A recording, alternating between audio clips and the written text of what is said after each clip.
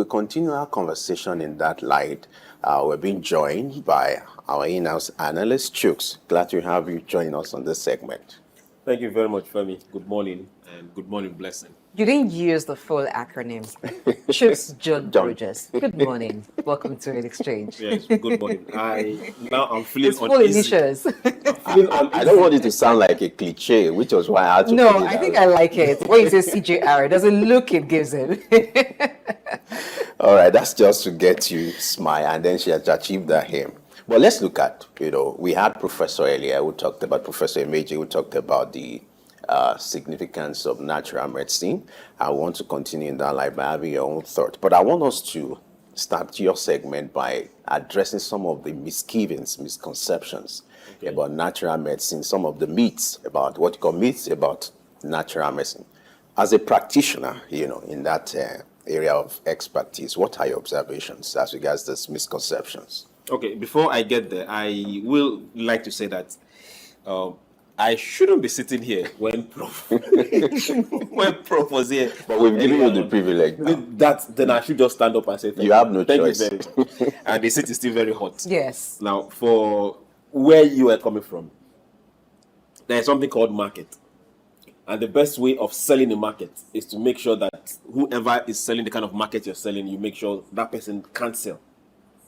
And that is what has happened for a very long time, over the years. Simple analogy. Before the white man crossed Atlantic or Indian Ocean or Pacific and got here, our forefathers lived healthily, above 100, which means they knew what to take if they fell ill. So when the white man now came, he needed to sell a product and he needed to make business. He came here in the first place to make money. So when he now saw those particular active ingredients in plants, in leaves, in fish, in animal, in the ground, he took some, synthesized, and now brought back the products to you. So you have to buy his own. So there's no better way of making you buy his own than to tell you that the one you were using before had issues.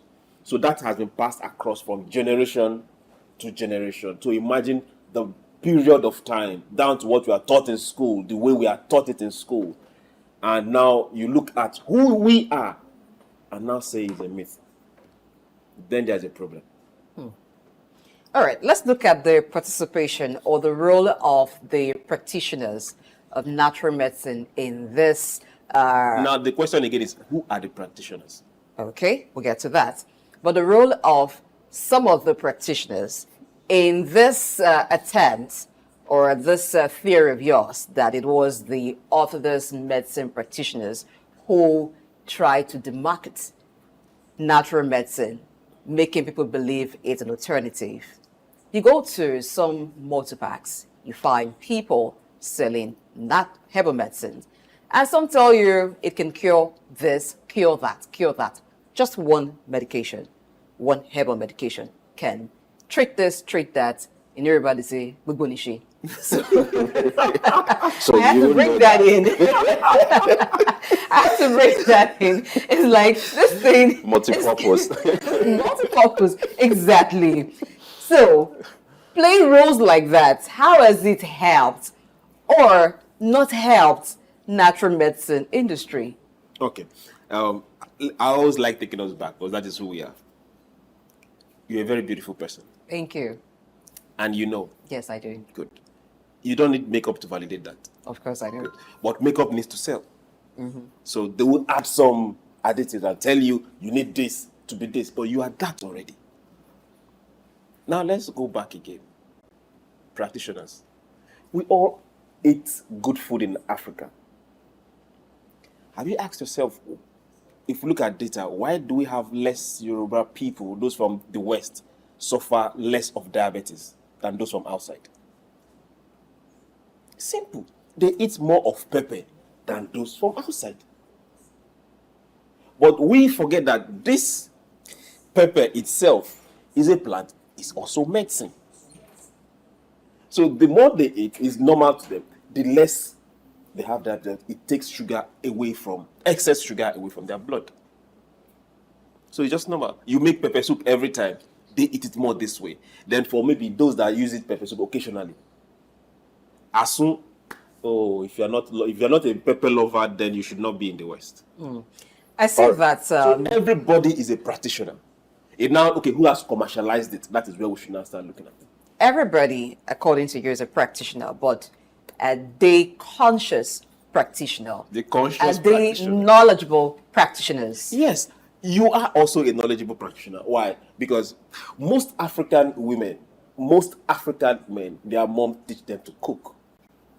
Most of African food is medicine. But we don't see it in that light. We look at it as, okay, let's eat, fill our tummy, enjoy, eat meat. But most African food is medicine.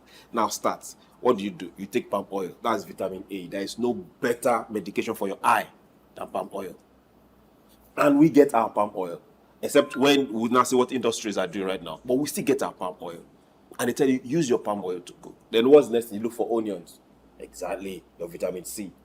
Your iron. You get your pepper. Then you now start looking for it. Now depends on what you want to cook. Every single thing is coming from the ground, apart from the meat. Then they came and introduced spices for us. I don't want to call names. But we had them before. We had dawa dawa. You had the melon, the locust bean. It has always been there. We had everything that was fermented. That's why you get to see, okay, they say somebody's having diabetes, they can eat fermented food. But we've always had it. All true. It's food we are eating, or it's medicine. But if we can now look, okay, let's focus and really go back to who we really are. We are all practitioners. Then I say the conscious one. We are still all conscious. But now, who has commercialized it? All right, let me bring this dimension to this conversation. One of the misconceptions is the fact that some people believe anything that has to be herbal or natural medicine has spiritual connotation or diabolic. Okay. And somehow, for some people, it's like a limitation to embracing the necessity of this drugs. What do you think about that? That's another question I want to ask. What is diabolic? What is spiritual? Can we go there? Every human being, you are first a spirit.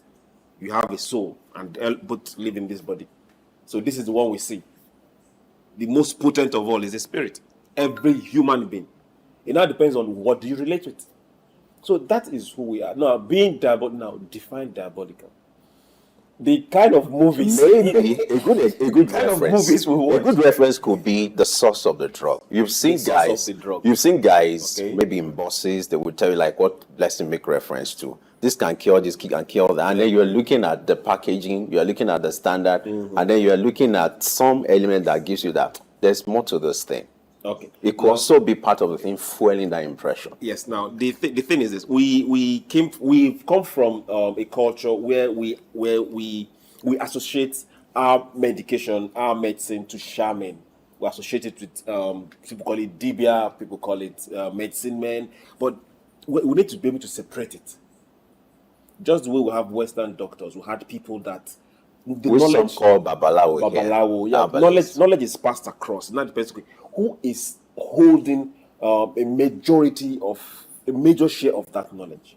So these are the kind of people we look at and say, okay, these people they're into spiritualism or they're into some diabolical things, but no, they just have a knowledge that because they decided or it was willed to them from a generation before them, and people, because of Western education, will look at them and say, no, I don't want to get associated with this. But it is knowledge, it's education. So we should be able to now start looking at how can we start learning from this person that is left alone. Also, remember, communication is everywhere. The same way your dog can communicate to you, your plants can also communicate to you. Don't look at me like that. I don't know how we were looking at you, but now that I'm looking at you, Well, it's important to tell our viewers that, Chuks is also a practitioner. So he yes, has of done course, some he is, training and that's this why year. he's seated here to talk about it. Now, looking at you, and how I want to ask, how can we get more people to want to acquire knowledge as it concerns natural medicine? Because you asked earlier, who is a practitioner? So if we must do things, and of course we should do it rightly, So how do we get people to acquire this knowledge, acquire it rightly, and also apply it rightly? Okay. How do we get people? What you're doing now, that is it already. We are doing that already. You are doing that already. And I will commend you and say thank you. Now, the government itself, the present administration, has gone ahead to empower the agency Prof came from. And they've started a school. They are giving certification for people to come in and study. They are also giving certification for practitioners to come in and teach other people. They are establishing centers in local government across the federation. Now, let's get to see our culture, our medicine as a normal thing, and take the myth, like you said, away from it, and take the fear away from it. Now, remember, we are going against Big Pharma. This is one thing most people don't know. The narration and the narrative is being formed by them. They have the billions. Typical example, how can someone tell you that because I'm making a COVID vaccine, you pay upfront, if my COVID vaccine kill you, you sign an indemnity, I'm not liable. But we did. And people were taking. And government paid in billions. What are we talking about? All right, let's wrap up with this by making reference to what China and India is doing in the area of natural medicine. What lessons are inherent for Nigeria in that regard? Let's wrap up with that. The lessons there for Nigeria and Africa is we are doing that already. Prof and his agency are doing that already. It's now left for Nigerians to embrace it. We must come and support our own. As it be now, we are all looking for dollar. Every single person. If they shout dollar today, even the market women will turn and say, how much? So we need to cut 100%, if possible, the amount of dollar that we are sending out and start looking and embracing what we have here. If we do that, then good and fine. We're good to go. Thank you so much, Chuks John-Rogers, who is a natural medicine practitioner and in-house honors here at Sick News. So don't be surprised if you've seen him on other programs before and wondering, hey, what's this man doing here? How did he get here? Now you know how he did. Thank you so much for being on the show. Thank you for having us. All right, before I say goodbye, I need to remind you of what our earlier guest, Professor Emeje, talked about, the bitter pill of patriotism. We all need to swallow that pill because it's the only pill that can heal whatever division, whatever negative sentiment and attitude that we have towards Nigeria. And we must do all that is necessary to ensure that not just the pharmaceutical industry grows, but every other sector of Nigeria grows. And when executive orders like this are made by the president, those who are to implement, we appeal to you, ensure that this implementation is done rightly and the benefits intended are reaped, are gotten by Nigerians for which it is meant. I'm Blessed Nature. The show returns tomorrow, 8 a.m. West African time. Just stay with Sick News and enjoy your day. All right, don't forget the conversation continues on our social media platform and on our YouTube page at Sook News TV. You can do a catch-up, and as you know that your voice needs to be heard. Also, it's also important for us to encourage the practitioners to take advantage of this executive order to see how they can improve local production of drugs in Nigeria. Don't forget, Early Extinct returns tomorrow, bigger and stronger. I am Femi Ayodele. I'll see you tomorrow.